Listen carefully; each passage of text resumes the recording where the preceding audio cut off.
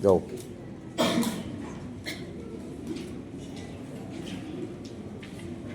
Selamat pagi.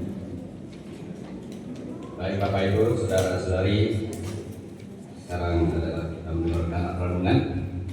Izinkan saya menyampaikan dan menyapa semua yang hadir di sini, tanpa mengurangi kehormatan jabatan. Saya menyapanya dengan saudara-saudara seiman, karena kita hadir di sini sebagai saudara-saudari seiman. Dan walaupun ini acara dari aduk untuk aduk, artinya semua aduk.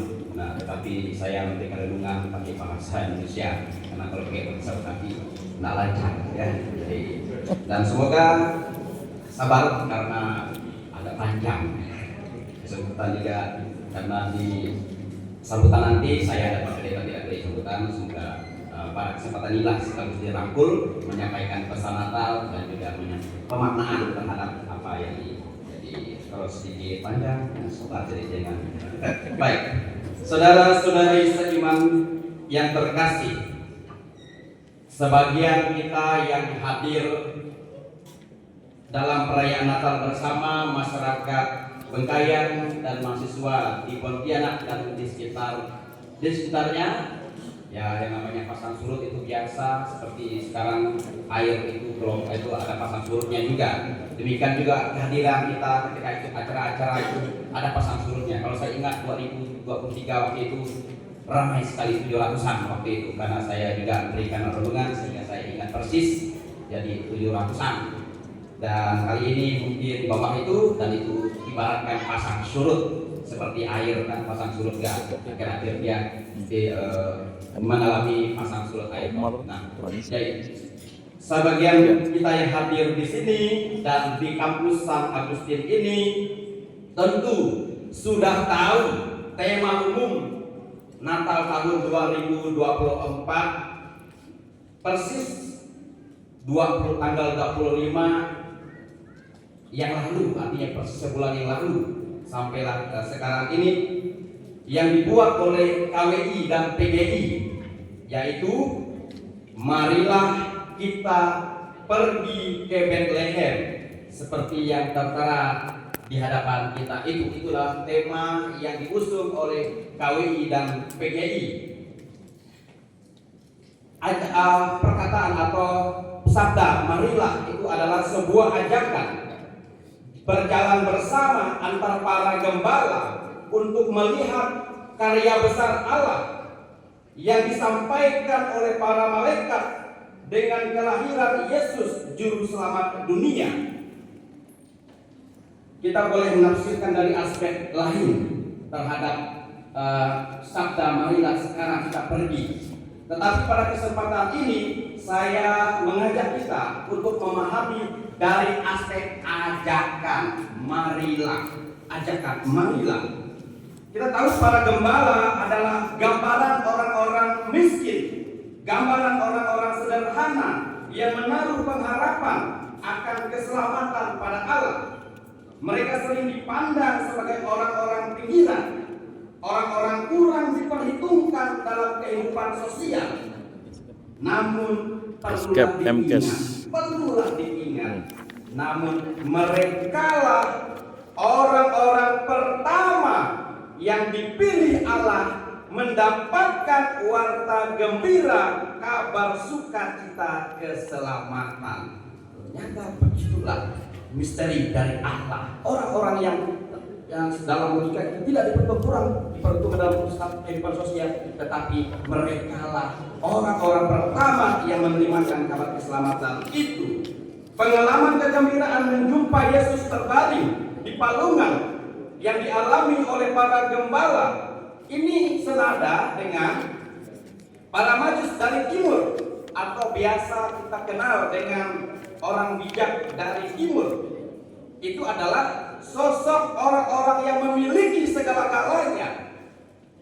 Namun ingat, mereka belum merasa puas sebelum menemukan Yesus, menemukan anak-anak Yesus dan menyembahnya. Mereka belum merasa puas dengan segala-galanya sebelum menemukan anak-anak Yesus dan menyembahnya. Kegembiraan mereka menjadi penuh ketika menjumpai kanak-kanak Yesus dan menyembahnya. Kiranya semangat ini juga harus ada dalam diri kita. Jangan pernah merasa puas mendapatkan segala sesuatu sebelum kita menyembah Tuhan sampai akhir hidup kita. Amin. Amin. Dengan dituntun oleh bintang, mereka akhirnya menemukan kanak-kanak Yesus dan mempersembahkan harta terbaik, yaitu emas, kemenyan, dan mur. Itu adalah lambang segala sesuatu yang dicari manusia di bumi ini. Seperti emas itu adalah ukuran sesuatu yang nilainya tertinggi. Mereka mempersembahkan yang terbaik kepada Tuhan. Perjumpaan dengan Yesus itu membuat mereka meyakini bahwa masa depan mereka itu menjadi jelas. Tidak ada keraguan-raguan lagi. Yesuslah sang penyelamat yang mereka cari. Sama halnya dengan para gembala. Mereka segera bergegas bangkit meninggalkan segala ternaknya, berjalan bersama-sama mencari tempat kelahiran Yesus dan menjumpai Yesus. Semangat berjalan bersama inilah yang mendorong mereka untuk pergi ke Bethlehem, menemukan yang dicari, Demikian halnya para orang bijak, para dari timur itu menemukan cara hidup yang baru, meninggalkan cara hidup yang lama setelah bertemu dengan Yesus. Sama seperti dalam usaha mencari sang penyelamat, mereka berjalan bersama-sama. Ini adalah suatu ajakan. Nah, saudara-saudari yang terkasih, dalam hidup seringkali kita mencari, entah itu mencari nafkah, mencari pekerjaan, mencari jodoh, mencari orang, mencari uang, dan berbagai hal. Mencari apa lagi? Mencari pangkat dan kedudukan dalam hidup, atau mencari sesuatu apapun itu dalam hidup. Tetapi ingat, jangan lupa untuk tetap setia dan tekun mencari Tuhan. Mencari Tuhan itu ilmu yang kekal. Ilmu Tuhan itu adalah ilmu yang kita tetap diharapkan untuk tetap mencari Tuhan. Kira-kira betul nggak Pak Pendeta Iman? Betul. Yang betul, coba angkat tangan dulu. Ya, baik, ini perwakilan ya. Baik. Jadi kita harus tetap tekun dan setia mencari Tuhan. Pertanyaannya, mengapa bila mencari sesuatu apapun jenisnya itu tetap setia mencari Tuhan? Karena apapun nama sesuatu itu, termasuklah berbagai jabatan, berbagai pangkat, dan berbagai kedudukan, itu akan segera lenyap, akan hilang lenyap, dan akan diambil Tuhan. Bahkan dalam waktu sekejap. Karena apa? Karena pangkat, jabatan itu hanyalah amanah yang dipercayakan Tuhan melalui orang-orang yang ada di sekitarnya. Itu adalah amanah dan titipan dari Tuhan. Dan semuanya itu tak abadi, karena pangkat dan jabatan itu nantinya itu ada istilahnya, itu kita setelah kita mengakhiri ada yang namanya pensiun atau mantan. Kecuali kalau boleh jujur saya katakan ya, pangkat yang kekal itu imamah. Mengapa? Tidak ada istilahnya setelah pastor itu mati lalu di sana kuburannya ada itu mantan pastor. Tidak, tetap disebut pastor. Itu jabatan religius. Itu boleh, kalau boleh jujur saya katakan jabatan. Jadi sampai mati di bawahnya itu dia ada setelah mantan atau pensiunan. Tetap itu kuburnya pastor atau kuburnya ya religius pendeta. Jadi tidak ada itu. Sejauh dia masih selama dia hidupnya sampai akhir hidupnya tetap sebagai imamat. Kecuali dia mantan pastor, artinya sudah selama hidup lalu dia itu keluar, nah itu mantan pastor. Tapi selagi dia itu tidak ada istilah mantan pensiunan. Nah itu kalau boleh jujur saya katakan itu begitu. Nah kecuali jadi Itu yang tak, jadi semuanya tak abadi, kecuali yang abadi ialah nama dan pribadi Tuhanlah yang kekal abadi itu. Saudara-saudari yang terkasih, kita semua yang berhimpun di sini, pengalaman para gembala dan sekaligus ketiga orang bijak yang berjalan bersama-sama mencari anak-anak Yesus dan berhasil menemukan dan berhasil dengan tuntunan bintang. Walaupun bukan tanpa kesulitan, tanpa rintangan, itu mengajak kita umat Kristiani dan kita semua yang berhimpun di sini sebagai saudara seiman, sebagai masyarakat Bengkayang untuk melakukan hal yang sama, berjalan bersama-sama orang lain tanpa membeda-bedakan agama, suku, golongan, budaya, status sosial, pangkat atau jabatan dalam mencari kebenaran. Tidak boleh dibedakan. Tidak boleh urusan pemerintah dikaitkan dengan urusan agama. Demikian agama dikaitkan seperti di mobil tadi kami kaitkan. Banyak sekali kelompok-kelompok yang doktrin itu selalu mengkaitkan urusan-urusan pemerintah itu dikaitkan dengan agama. Selalu agama-agama di bawah agama-agama. Nah, kan tidak sesuai dengan itu. Sehingga sampailah kita dalam hal ini yang masalah Ganjar itu Israel dan Palestina. Tidak ada hubungannya dengan agama. Itu adalah urusan kenegaraan, bukan, tidak boleh dicampur aduk dengan urusan agama. Nah, kalau boleh dipikirkan, Israel adalah bangsa terpilih, tidak akan mudah. Itu adalah bangsa yang dipilih, ditentukan dan tersurat dalam Alkitab. Bagaimana mungkin itu akan hancur lenyap? Kalau mau kita belajar dari sejarah, dan itu ada dalam kitab suci. Nah, dalam kebersamaan ini kita diajak yang pertama itu mampu membangun peradaban kasih di tengah masih menguatnya tindakan kekerasan, mudah diadu domba oleh berita-berita hoak yang menyesatkan. Contohnya misalnya yang saya ingat itu sosok yang dinobatkan sebagai koruptor dunia, padahal faktanya tidak. Ya, saya rasa kita ingat ketika saya menyebutkan ada di orang yang dinobatkan sebagai koruptor dunia, tetapi ketika itu tidak, itu hanyalah hoak yang bisa mengganggu permasalahan-permasalahan yang ketika kita mendengarnya. Lalu itu juga menghasilkan kebencian dari pihak-pihak yang tidak bertanggung jawab. Kita juga diajak, yang kedua itu diajak untuk merajut kerukunan di tengah merebaknya sikap intoleransi, praktek-praktek perjudian dan pinjaman-pinjaman online. Dengan berjalan bersama juga kita diajak untuk mempopulerkan budaya jujur di tengah maraknya tindakan kejahatan korupsi dan penyakit masyarakat lainnya. Dan dengan berjalan bersama kita bisa mengembangkan semangat giat bekerja, rajin bekerja, dan proporsionalitas. Untuk apa? Untuk menyikapi tindakan maraknya pencurian. Tindakan pencurian itu karena tekanan-tekanan, karena malas bekerja. Maka kita diharapkan untuk tetap rajin bekerja supaya tidak tergoda untuk melakukan kriminalitas pencurian itu.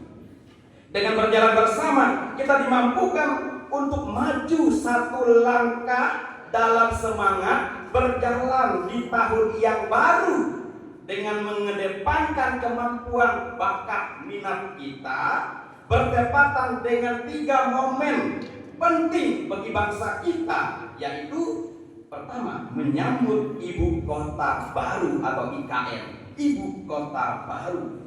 Lalu momen yang kedua yang kita hadapi ini momen sudah pergantian presiden serta menuju Indonesia emas tahun 2045. Itu adalah sesuatu yang ada di hadapan kita. Bagaimana kita itu berjalan dalam semangat bersama supaya kita itu harmonis untuk berhadapan dengan itu. Dengan berjalan bersama pula sehubungan terpilih kembali bupati dan wakil bupati pertahanan. Ini tepuk tangan dulu untuk kita. Ini pertahanan. Itu kita pun dimampukan agar memiliki ikatan persaudaraan yang kuat, yang tentunya akan memunculkan sikap bela rasa pemimpin. Kalau persaudaraan kuat, itu secara tidak langsung pemimpin itu akan berbela rasa. Sungguh saya meyakini ini.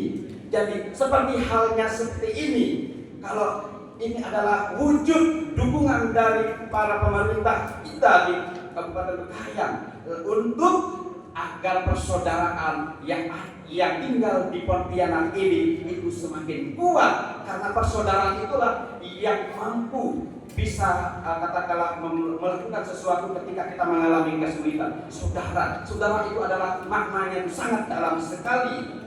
Tentu berjalan bersama itu mengandaikan juga adanya sikap universal, saling menerima, saling mendengarkan dan menghargai teman seperjalanan. Berjalan bersama itu mengisyaratkan akan adanya pikiran yang positif terhadap teman perjalanan, hilangkan pikiran negatif atau prasangka buruk terhadap sesama. Hendaknya ada suasana apa? Suasana penuh kedamaian serta persaudaraan dalam kebersamaan tersebut. Oleh karena itu, kita semua dipanggil menjadi sahabat. Kita semua dipanggil menjadi saudara dan berjalan bersama-sama saudara-saudara kita yang merenggut dalam penjara. Jangan berjalan bersama, kita ingat juga ketika kita tahu ada saudara-saudara kita dalam penjara, seperti ketika saya 2023 saya giliran juga khotbah, lalu yang waktu itu ada seorang ibu itu juga hadir di acara itu. Lalu tahun berikutnya, beberapa bulan berikutnya, tahun awal tahun 2024 saya menjumpainya di penjara. Itu maaf ya, itu kalau salah ada punya jabatan itu. Kalau boleh juga karena saya kena itu. Saya 2023 hadir, maka saya ingat pastor ya dulu yang itu. Ya, belum di sini Pak. Ya, saya di sini untuk beberapa saat karena ada sesuatu. Nah, itu jadi ketika saya bisa di penjara, saya menemukannya. Walaupun 23 hari hadir, lalu beberapa bulan itu saya memisah atau di penjara lalu menemukannya. Kita juga punya semangat untuk menjemput mereka di penjara. Saudara-saudara kita yang tinggal di panti asuhan, yang terpisah dari sanak keluarga dan sanak keluarganya akibat tidak mendapatkan kasih. Mari kita sambil merayakan Natal bersama, yang merupakan syukuran Natal dan Tahun Baru masyarakat Bekayang di Pontianak dan sekitarnya di kampus Said Santo Agustin ini. Itu dengan penuh kegembiraan dan sukacita kita juga ingat peduli akan saudara-saudara kita yang itu. Mari kita saling menguatkan dan mendoakan agar kita mampu menjadi sahabat, menjadi saudara dan berjalan bersama-sama, terutama bagi mereka yang menderita sakit, agar kita sungguh boleh menjadi berkat untuk menyelamatkan bagi mereka. Tentang maksud ini diperjelas oleh Yohanes bab 3 ayat 14 sampai dengan ayat 16. Karena begitu besar kasih Allah akan dunia ini, maka Ia mengaruniakan anaknya yang tunggal, supaya apa? Supaya setiap orang yang percaya kepadanya tidak binasa, melainkan memperoleh hidup yang kekal. Sebab Allah mengutus anaknya itu ke dalam dunia itu bukan untuk menghakimi, melainkan untuk menyelamatkan oleh Dia. Itulah yang kita rayakan.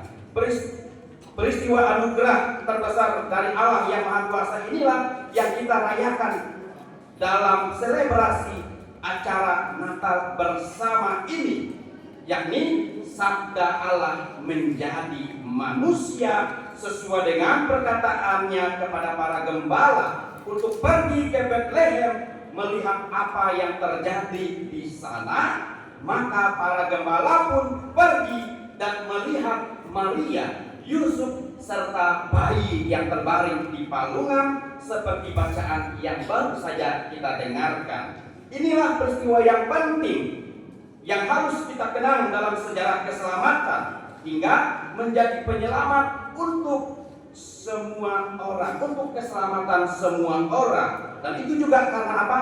Karena iman Maria, iman keluarganya, yaitu Maria yang taat pada kehendak Allah. Boleh saja waktu itu Allah itu memilih wanita perempuan lain, tetapi faktanya Allah itu memilih Maria untuk melahirkan Yesus sebagai penyelamat. Oleh karena itu, berhubungan dengan peristiwa ini, maka perayaan Natal bersama masyarakat Kabupaten Bengkayang, di Pontianak dan di sekitarnya, kita dapat memaknai perayaan Natal ini. Yang pertama itu perayaan iman.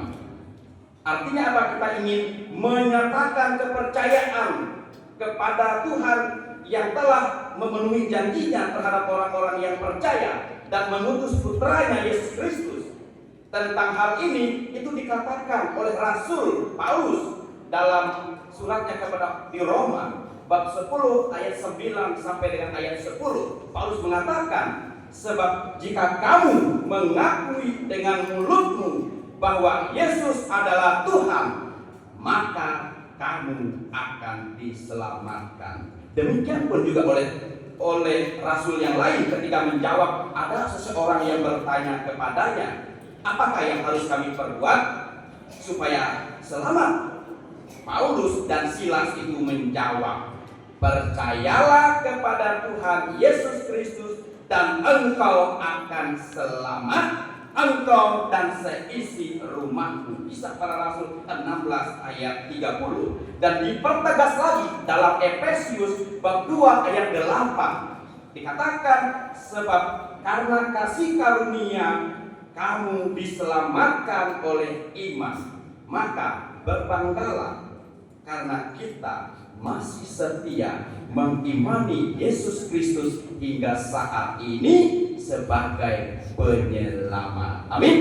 Kita harus bangga dengan warisan iman sampai kita pelihara sampai detik ini. Perayaan yang pertama kita maknai sebagai perayaan iman. Perayaan Natal bersama kesempatan ini juga dapat kita maknai sebagai perayaan. Yang kedua, perayaan syukur.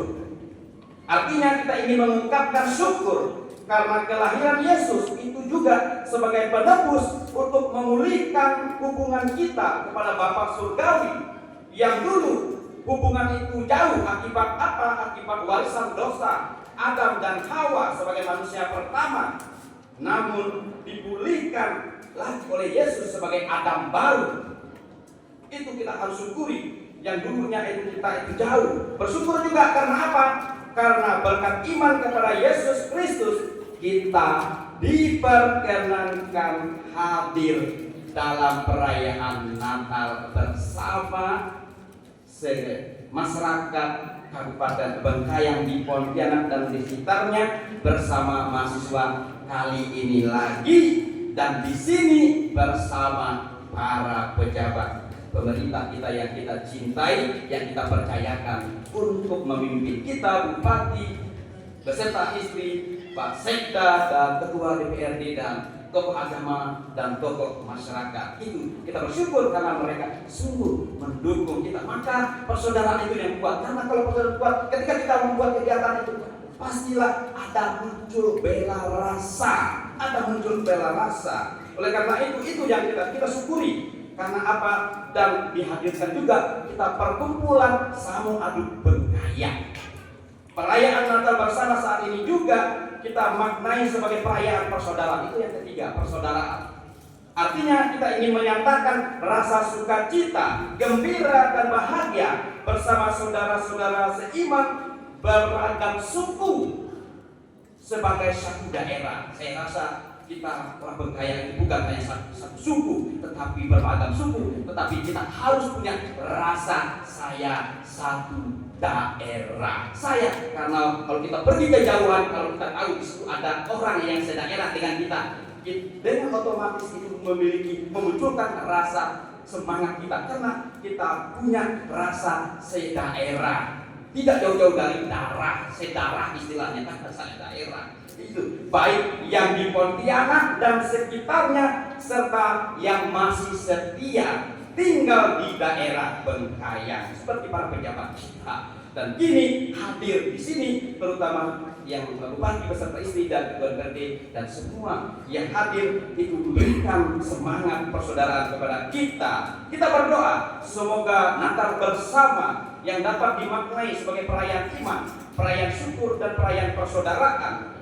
Pertama, itu mendorong kita untuk mempererat tali persaudaraan masyarakat Kabupaten Bengkayang, terkhususnya di Pontianak dan sekitarnya, para mahasiswa yang berkuliah di Pontianak ini. Itu harus kita perkuatkan persaudaraan itu. Itu lalu yang kedua, mendorong kita juga untuk berjalan bersama-sama seperti 3 Majus dari Timur sebagai sosok orang bijaksana, sarjana, berpendidikan, intelektual. Dulu ingat, ternyata zaman dulu sudah ada sarjana. Berarti kalau sudah sarjana, pangkat mereka tertinggi waktu itu. Itu sarjana orang Majus dari Timur itu orang-orang intelektual, orang kaya dan memiliki segala-galanya seperti emas, kebanyakan dan nur itu adalah ukuran sesuatu yang dicari manusia dan ukuran tinggi nilainya barang itu emas. Tetapi ingat, sekali lagi saya katakan,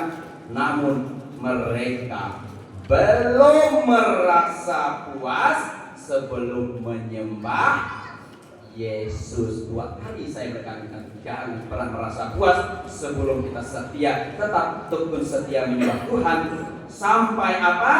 Sampai Dia akan datang lagi di akhir zaman sebagai kedatangan yang kedua. Itu adalah kita tetap menantikan sebagaimana kita menjadi misteri dari iman kita. Wafatnya kita wartakan, kebangkitannya kita muliakan, kedatangannya kita rindukan dan kita nantikan. Itu misteri dari iman. Setiap ekaristi itu dipersembahkan.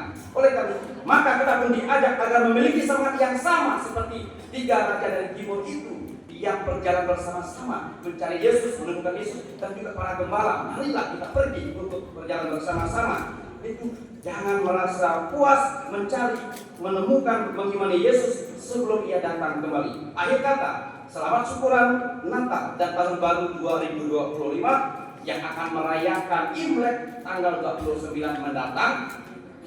Saya ucapkan selamat mempersiapkan Tahun Baru Imlek tahun 2576 Koksi, dan semoga Tuhan memberkati kita sekalian. Amin.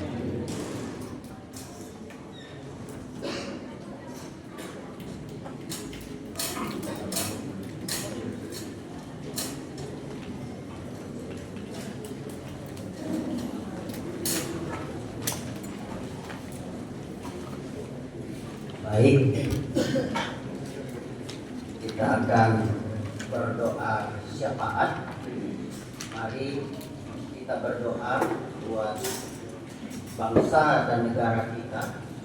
Kita juga berdoa buat provinsi kita Kalimantan Barat, dan juga kita berdoa khususnya buat kabupaten yang kita cintai, Kabupaten Bengkayang, dan beberapa kabupaten lainnya yang ada di Kalimantan Barat. Kita naikkan doa-doa syafaat kita. Bapa kami yang di surga, yang kami panggil di dalam nama Tuhan Yesus Kristus, sore hari ini Tuhan, kami patut bersyukur, berterima kasih kepadamu karena Engkau baik kepada kami, telah menyertai acara perayaan Natal masyarakat Kabupaten Bengkayang atau Natal Samuadut Bengkayang tahun 2024 pada sore hari ini. Tuhan Yesus, sore hari ini kami minta kepada Tuhan, Tuhan tolonglah kiranya bangsa dan negara kami, mulai dari pemerintah pusat, pemerintah provinsi, dan juga setiap pemerintah kabupaten yang ada di Kalimantan Barat ini. Tolonglah kiranya daerah kami Kalimantan Barat, biarlah daerah kami ya Tuhan menjadi daerah yang diberkati oleh Tuhan. Terutama daerah kami Kabupaten Bengkayang. Tuhan kiranya menolong pemimpin kami, Bapak Bupati kami Sebastianus Darwis dan wakilnya ya Tuhan, serta para instansi, para pegawai yang ditempatkan oleh hamba ini untuk bekerja membangun Kabupaten Bengkayang untuk lebih baik lagi. Sore hari ini